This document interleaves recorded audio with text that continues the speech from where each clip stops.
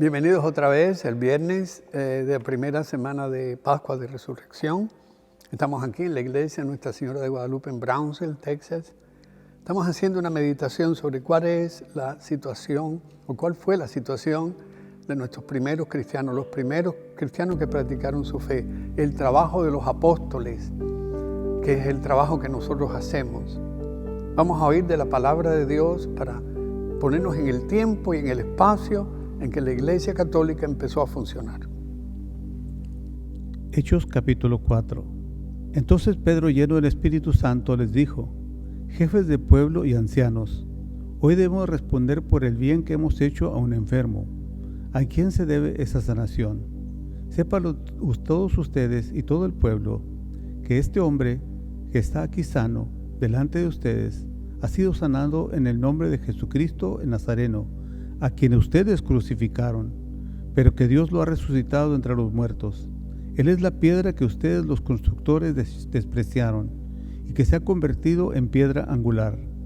No hay salvación en ningún otro, pues bajo el cielo, porque solamente a Él se le ha dado el nombre en el que debemos de ser salvados. Quedaron pues admirados de ver la seguridad con que hablaba Pedro y Juan, que eran hombres sin ninguna instrucción ni preparación, pero sabían que había estado con Jesús. Los jefes veían al hombre que había sido sanado allí, de pie a su lado, de modo que nada podían decir contra ellos. Mandaron pues que los hicieran salir del tribunal, mientras deliberaban entre ellos y decían: ¿qué vamos a hacer con estos hombres? Todos los habitantes de Jerusalén saben que se ha hecho un milagro clarísimo, y nosotros no podemos negarlo.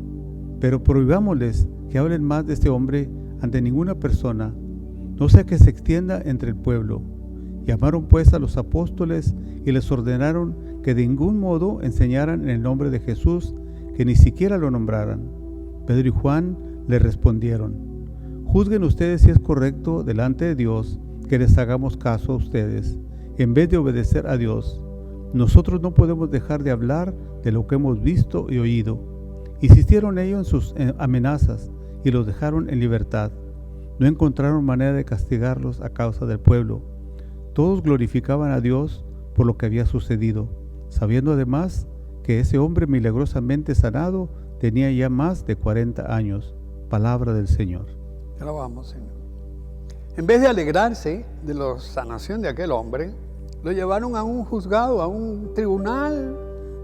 ¿Cómo es posible que cuando uno hace algo bueno por un ser humano, en vez de darle gracias, en vez de ver la gloria de Dios en aquella persona, estamos buscando la manera de cómo juzgarlo y cómo condenarlo? Hoy a los cristianos se nos está condenando de muchas maneras. Hoy hacemos el bien y dicen que somos hipócritas. A Pedro lo juzgaron y le prohibieron seguir predicando de Dios, pero no podían hacer nada porque tenían la evidencia ahí de que Dios había actuado a través de ese hombre.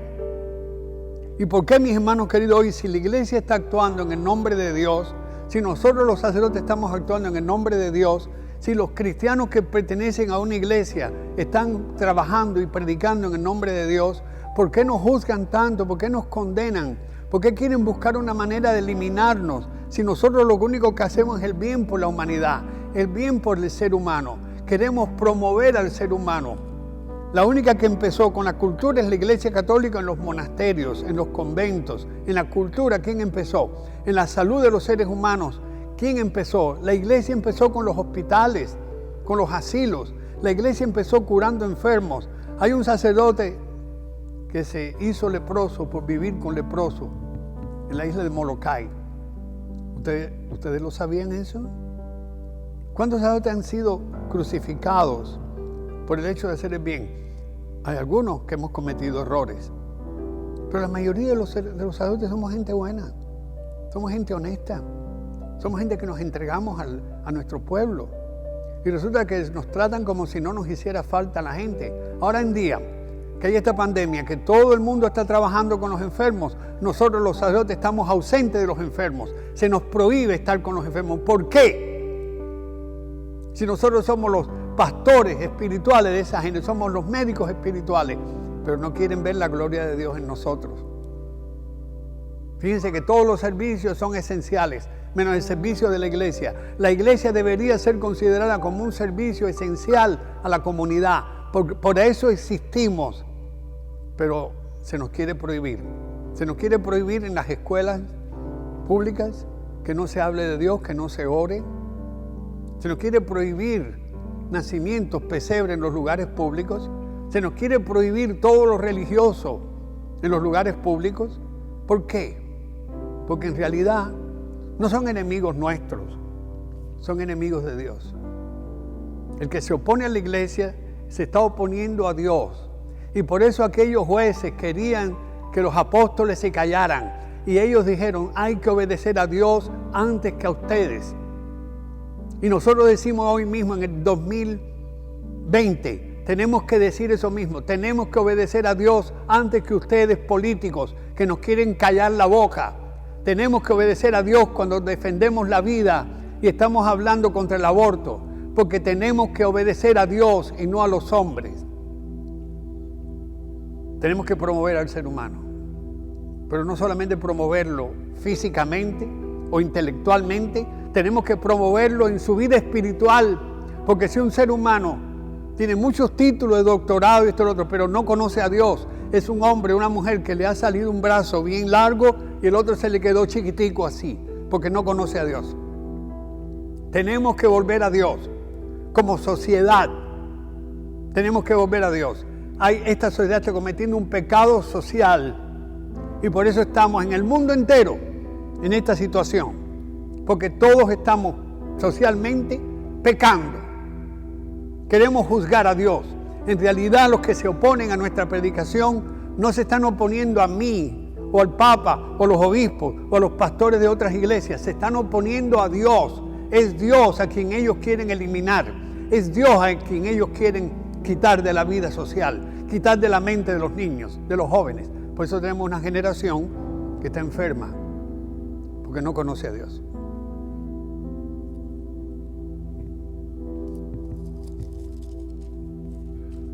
Escuchemos Hechos 4, 32, 37.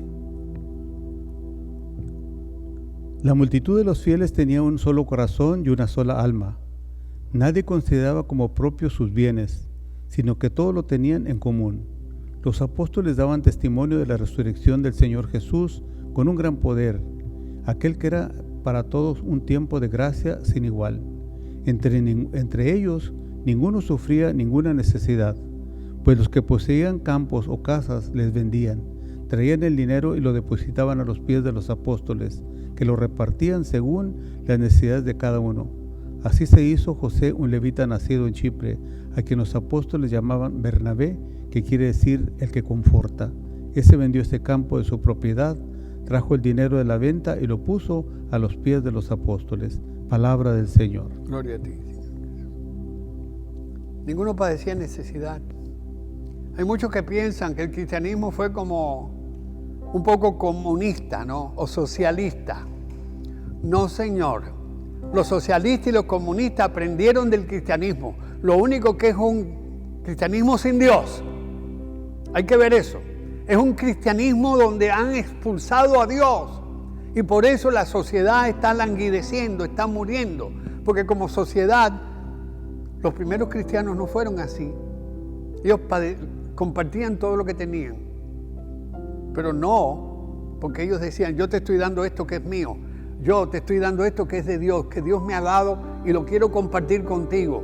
Yo soy tu hermano y lo que yo tengo es tuyo. Por eso compartían todo lo que tenían con los hermanos. Mis hermanos queridos, nosotros no somos comunistas, ni podemos ser socialistas ni comunistas. Somos cristianos y el comunismo y el socialismo han aprendido de nosotros los cristianos, pero sin Dios.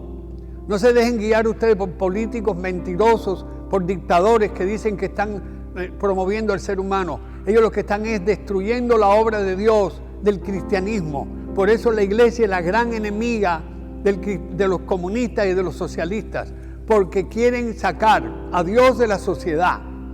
Y aquellos primeros cristianos compartían todo lo que tenían, pero no era por una simple fraternidad humana, era porque se guiaban por la caridad cristiana. Hay una diferencia muy grande entre una fraternidad humana y un cristianismo de amor. Yo puedo ser muy bueno con ustedes, muy filántropo. La filantropía significa el amar a los seres humanos, el querer bien de los seres humanos. Pero cuando yo me olvido de Dios, eso se queda en un nivel humano, que cuando la gente me falla, entonces yo no los quiero. El cristiano debe amar a sus enemigos, a los que lo aborrecen, a los que los persiguen, a los que los maldicen. El cristiano es cristiano, tiene que vivir con los seres humanos que tiene a su alrededor y tiene que perdonar aún a los enemigos. Los cristianos no podemos ser enemigos de nadie, aunque tenemos muchos enemigos gratuitamente. Ponían a los pies de los apóstoles todo lo que tenían. Yo muchas veces le he dicho a los que pertenecen a esta iglesia de Guadalupe que el ofertorio es un signo del amor de Dios. De lo que nosotros ponemos en el altar es un signo de que amamos a Dios y de que Dios va a seguir haciendo el bien y la caridad a través de nosotros. Y ustedes que ponen sus ofrendas a los pies de la parroquia, de las parroquias, de la iglesia, es para la obra de Dios, no es para nuestra obra. No es para pagar abogados, como dice mucha gente perversa, que nosotros lo que estamos recibiendo en las colectas es para pagar abogados para defendernos. Eso es una mentira. Nosotros lo que recibimos en las ofrendas para mí, para ustedes, para brindarles el mejor servicio, para darles una iglesia viva. Ahora mismo que estamos grabando esto, ¿por qué ustedes creen que lo estoy haciendo? Yo no estoy pagando un centavo por esto. Está llegando a ustedes gratuitamente, por el bienestar de ustedes y por la caridad de estos hermanos nuestros que han grabado, que están grabando y que están aquí, usando su tiempo, sus talentos y hasta perdiendo de ir a sus trabajos para que este mensaje llegara a ustedes. Eso es poner a los pies de los apóstoles lo que Dios les ha dado. ¿Lo estamos haciendo? ¿Lo ponen ustedes? Y ustedes me preguntan, bueno, ¿y qué pone usted? Yo he puesto mi vida durante 50 años como sacerdote. Yo no le doy a la iglesia un centavo, pero sí le he dado toda mi vida. ¿Cuántos de ustedes estarían dispuestos a darle a Dios toda su vida? ¿Verdad que es mejor dar $1 millón que darse a uno mismo? Usted da dinero y se acabó, el dinero vuelve otra vez por otro lado. Pero cuando usted entrega su vida, su tiempo, sus talentos, es la mejor ofrenda que usted puede poner a los pies de los apóstoles. No el dinero es lo que vale, es el amor con el que se da. Si en las iglesias tuviéramos miembros, hijos de las parroquias, que trabajáramos por nuestro templo, no tuviéramos que pagar tantos biles, pudiéramos ayudar de verdad a los necesitados. Mis hermanos, desarrollemos la caridad entre todos nosotros, la hospitalidad, el servicio entre nosotros, porque así es como nuestros primeros hermanos trabajaron dentro de la iglesia y por eso es que nosotros recibimos la fe. Nosotros recibimos la fe no solamente porque nos enseñaron con palabras, recibimos la fe porque recibimos servicio, el amor, porque todo lo teníamos en nuestra comunidad. Alguien se sacrificó primero por nosotros y después nosotros recibimos en herencia lo que ustedes dieron. En esta parroquia de Guadalupe, que lleva casi 100 años de construida, ¿cuántos hermanos no se sacrificaron por eso?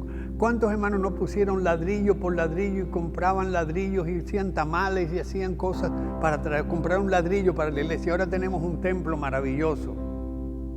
¿De dónde salió eso? ¿De los gobiernos? ¿De gente rica?